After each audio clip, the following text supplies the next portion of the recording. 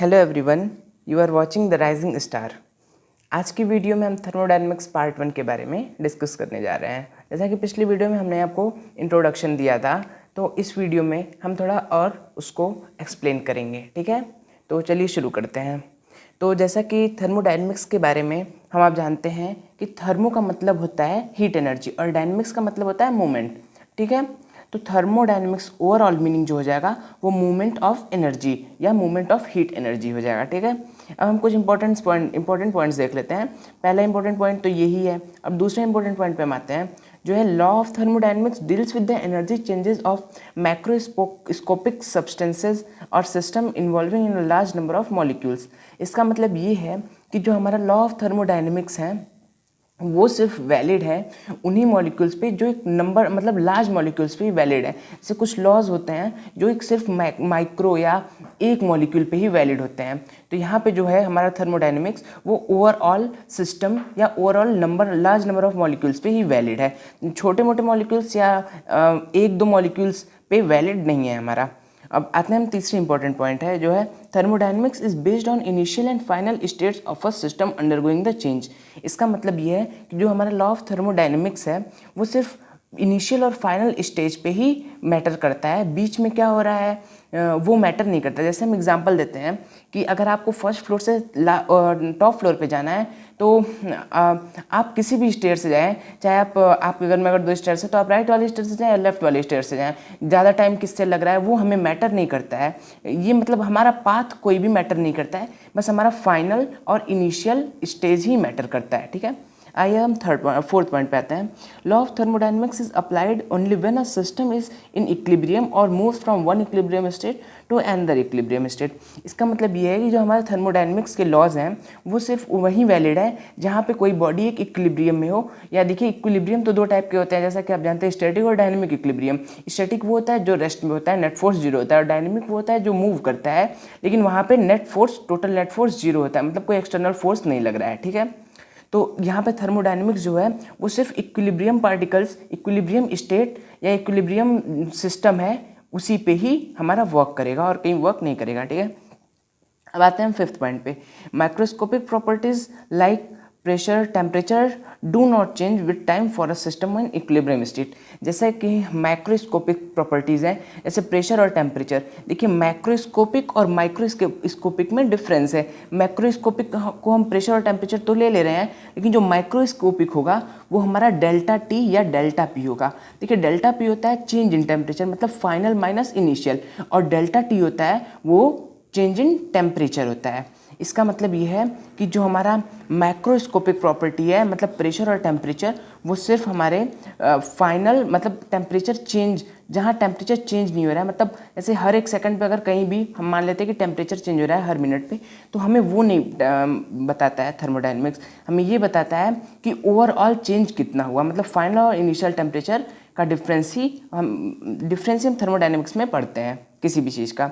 तो आइए हम कुछ टर्म्स अब रिलेट करते हैं थर्मोडायनेमिक्स में। जैसा कि पिछली वीडियो में भी हमने ये सब देखा हुआ है, तो अगर आपने पिछली वीडियो नहीं देखी तो वो भी जाके देख सकते हैं। तो आइए हम देखते हैं सिस्टम जो होता है वो यूनिवर्स का वो पार्ट होता है जो हम ऑब्जर्व करते हैं। तो हम तीनों टर्म्स पहले समझ लेते हैं, फिर हम एक एग्जाम्पल भी देंगे। तो उसके बाद सराउंडिंग वो होता है जो कि सिस्टम के अलावा हमें ऑब्जर्वेबल होता है। क्यों, देखिए सराउंडिंग तो इतनी बड़ी है कि हम ऑब्जर्व नहीं कर सकते, इसलिए थर्मोडायनेमिक्स में हम सिर्फ और सिर्फ सिस्टम के बारे में, मेनली सिस्टम के बारे में कंसर्न करते हैं। ठीक है, अब आते हैं यूनिवर्स पे। यूनिवर्स जो होता है सिस्टम और सराउंडिंग का समिशन होता है। इसका मतलब सिस्टम और सराउंडिंग को मिलकर ही यूनिवर्स बना हुआ है। आइए अब हम एक एग्जाम्पल लेते हैं, जैसे कि ग्लास ऑफ वाटर अगर कोई आदमी है उसके सामने ग्लास ऑफ वाटर रखा हुआ है, तो वो जो देख रहा है ग्लास ऑफ वाटर और सराउंडिंग, वो पूरा यूनिवर्स देख रहा है। ठीक है, और जो वो ग्लास ऑफ वाटर है जो ऑब्जर्वेबल है वो उसका सिस्टम हो गया।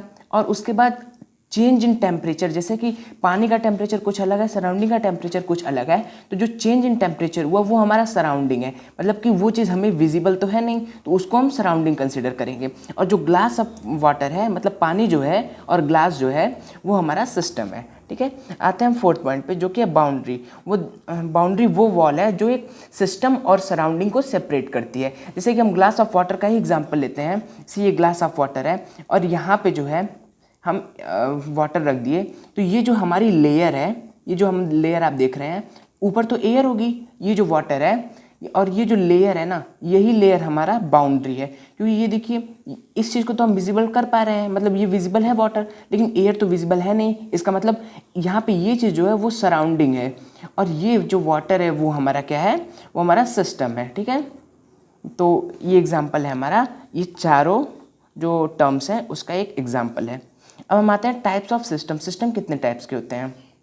सिस्टम जो होता है ओपन सिस्टम, तो इसमें होता है exchange of both energy and matter, मतलब कि जहाँ पे मैटर और एनर्जी दोनों का एक्सचेंज हो सके उसे हम ओपन सिस्टम कहते हैं। ये टर्म्स मैं आपको बाद में भी क्लियरली और बताऊंगा, पहले हम इंट्रोडक्शन आपका करवा देते हैं। ठीक है, अब हम देखते हैं क्लोज सिस्टम। क्लोज सिस्टम होता है जहाँ पे एनर्जी का तो एक्सचेंज पॉसिबल है, लेकिन मास या मैटर का एक्सचेंज पॉसिबल नहीं है, तो वो होता है हमारा क्लोज सिस्टम। अब हम आते हैं आइसोलेटेड सिस्टम। आइसोलेटेड सिस्टम वो होता है जहाँ पे ना ही मास और ना ही मैटर या मास या मैटर और ना ही एनर्जी का एक्सचेंज पॉसिबल हो, मतलब किसी भी चीज़ का एक्सचेंज पॉसिबल ना हो, उसे हम आइसोलेटेड सिस्टम कहते हैं।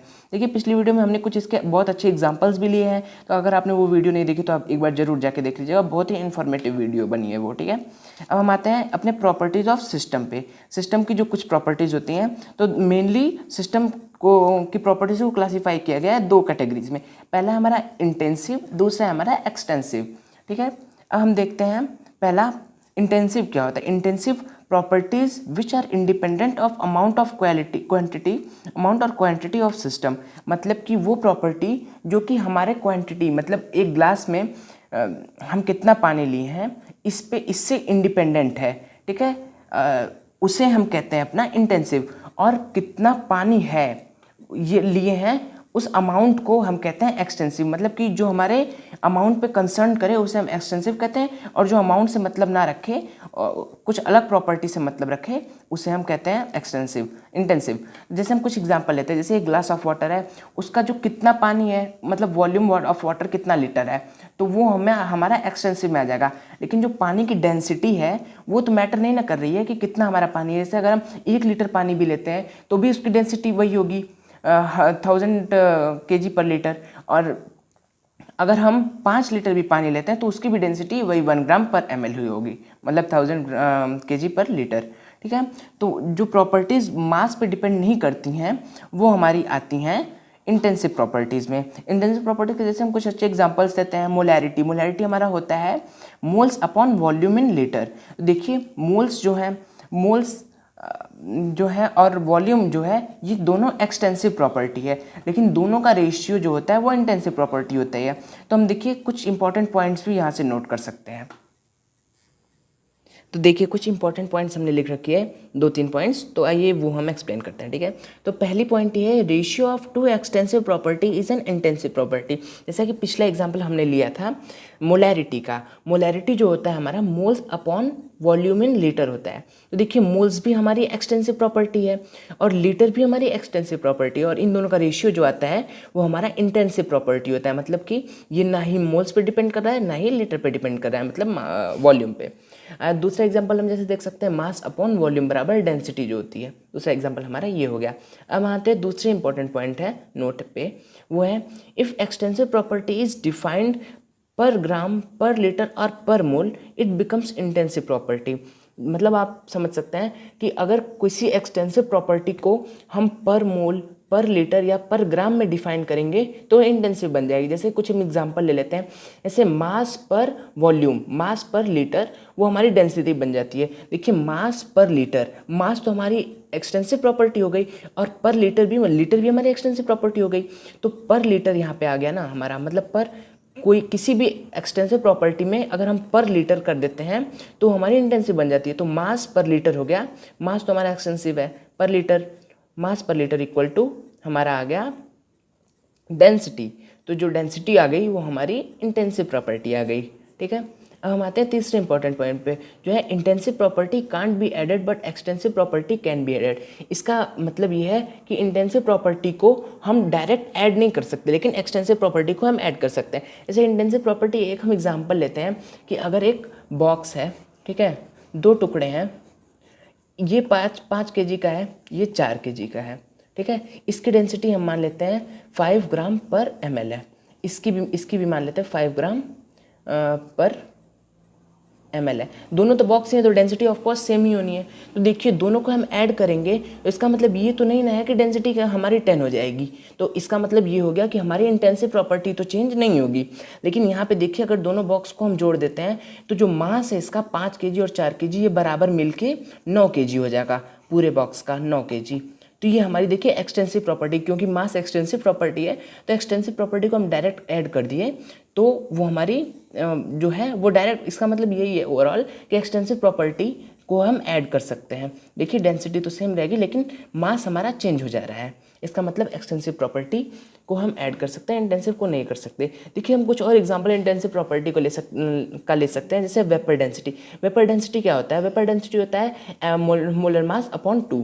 देखिए मोलर मास जैसे कि हम बताए हैं कि वो एक्सटेंसिव प्रॉपर्टी है, क्योंकि मोलर मास ऑक्सीजन जैसे किसी कंटेनर में अगर हम एक ऑक्सीजन गैस लेते हैं, कुछ ऑक्सीजन गैस लेते हैं तो इसका मोलर मास तो 16 ही रहना है ना, सॉरी 32, O2 है तो 32 रहेगा, तो इसका 32 ही मोलर मास रहना है। अगर उसी को हम डिवाइड कर देते हैं तो वो जो ऑक्सीजन गैस तो डिवाइड हो गई इक्वली दो कंटेनर्स में, लेकिन जो मोलर मास है तब भी तो ऑक्सीजन का 32 ही रहेगा ना दोनों में। तो इसका मतलब यही है कि जो इंटेंसिव प्रॉपर्टी है वो वेपर डेंसिटी भी इंटेंसिव प्रॉपर्टी है। मतलब मोलर मास बाई 2 करेंगे तो वही वेपर डेंसिटी इंटेंसिव ही आएगी। Pressure, surface tension, viscosity of physics में पढ़ भी चुके हैं। तो फ्रेंड्स हम एक ट्रिक आपको बताते हैं कि आपको अगर पहचानना है कि कोई भी प्रॉपर्टी एक्सटेंसिव है या इंटेंसिव तो उसके लिए हम कैसे कर सकते हैं। जैसे एक बॉक्स में हम अपने उस चीज़ को फिल कर लें, जैसे कुछ भी है, जैसे वाटर को हम मान लेते हैं तो वाटर में क्या चीज़ एक्सटेंसिव है क्या चीज़ इंटेंसिव है, तो एक बॉक्स में फिल कर लें, उसको हाफ से डिवाइड कर दें, ठीक है। अब हम दोनों बॉक्स को सेपरेटली देखें उसमें कौन कौन से प्रॉपर्टीज़ चेंज हो जा रही हैं। अगर प्रॉपर्टीज़ हमारी चेंज हो जा रही हैं तो वो हमारा क्या होगा, एक्सटेंसिव होगा, और अगर प्रॉपर्टीज सेम रह रही हैं तो वो हमारा इंटेंसिव होगा। जैसे कि एग्जांपल हमने दे दिया डेंसिटी और मास का, मास तो चेंज हो जाएगा, इसका मतलब मास एक्सटेंसिव हो जाएगा, दोनों बॉक्स में अलग अलग मास आ जाएगा। और डेंसिटी जो है, डेंसिटी फिर भी तो सेम रहेगी वाटर की, तो इसका मतलब डेंसिटी जो है इंटेंसिव प्रॉपर्टी में आ जाएगी। तो अगली वीडियो में हम इसके आगे डिस्कशन करेंगे थर्मोडायनेमिक्स का, ठीक है। अगर आपको वीडियो अच्छी लगे तो लाइक करना, सब्सक्राइब करना चैनल को। Thank you.